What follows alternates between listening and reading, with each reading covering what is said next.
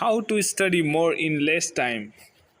5 Same as my friend scientific studying one methods. night before the exam. Hurts, right? I mean, you have attended every single class, you made the perfect notes possible, you have sacrificed everything just to sit and study while your friends were playing cricket in the ground.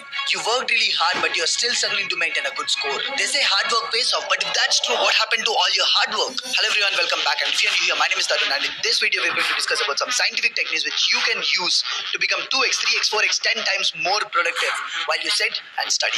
And I believe that I'm the best person to talk about this, not because I'm a topper, but because I'm an average student. An average student who managed to run his own creative agency, run YouTube channels, freelance and earn sheer amount of money, be active in college clubs and campus politics, and still managed to graduate from IIT Kharagpur with a dual degree and a CGPA of 8.15 and highest package in mechanical engineering this year.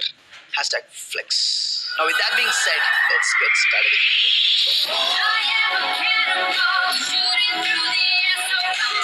Listen, get a pen and paper, write everything down that I'm saying in this video and stick it onto a wall after I finish this video. This will save your life. Trust me with this. First things first, before we actually get into the scientific techniques, here are some of the basic things which you need to do when you sit and study next time. First one, cut all the distractions. Phones, friends, parents, girlfriends, everything. Put them aside. Like, this is very strict. The second one, define what exactly are you going to study. How long will you study? How many questions will you solve in how much amount of time? Be very precise with this. Third one, start listening to the white noise when you're studying something simple, which doesn't require complex thinking capabilities. And try to be in complete silence when you're trying to do something complex or while you're trying to do some cognitively high demanding tasks. Fourth one, align your timetable according to the time when you have the least amount of distraction from the surroundings and highest amount of energy within yourself. In other words, the best thing to do is wake up in the morning before anyone else and start studying in the morning itself. Or take a power nap and wake up when everyone else is sleeping in the night and then start studying. The fifth one, have a study space, and when you sit over there, activate your God mode. Done with the basics. I guess you might have written on everything which was said, and now is the time when we are going to discuss about the scientific techniques. Ready? Let's go.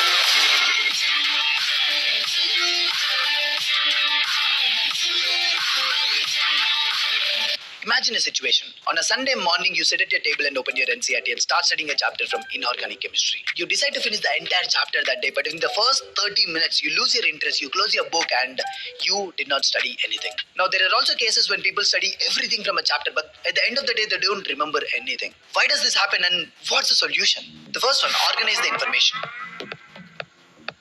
Most of us plan to study the entire chapter in the same sitting.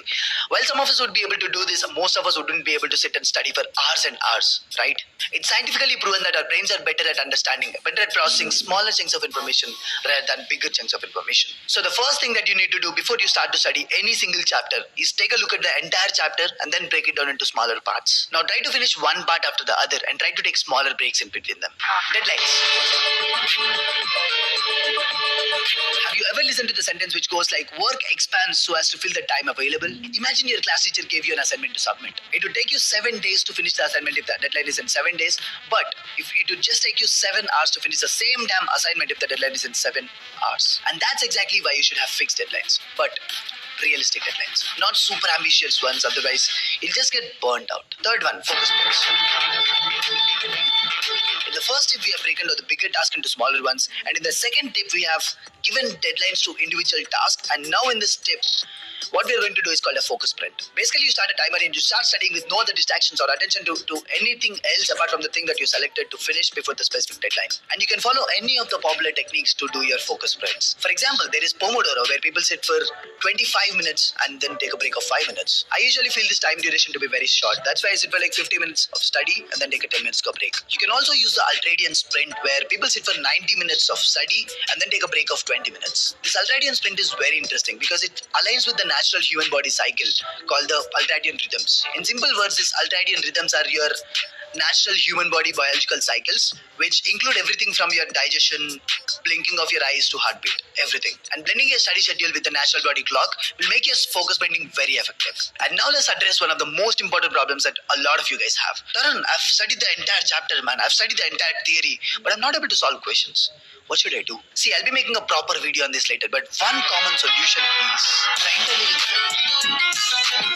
I mean, I've talked about this already in my 2-year strategic video, but Basically, what it means is that interlink the topics to each other, no matter what of the subject. You need to use methods or ideas from other topics or subjects while you're solving the particular question, no matter what of the subject. Over the past few years, studies from various groups have shown that this method can be highly effective while you're solving complex problems in mathematics. Most of us actually use this a lot while we are trying to solve questions, but we just don't recognize it. We just don't realize it. For example, in simple words, there's a lot of geometry in objects. Thank you. Got it? Import.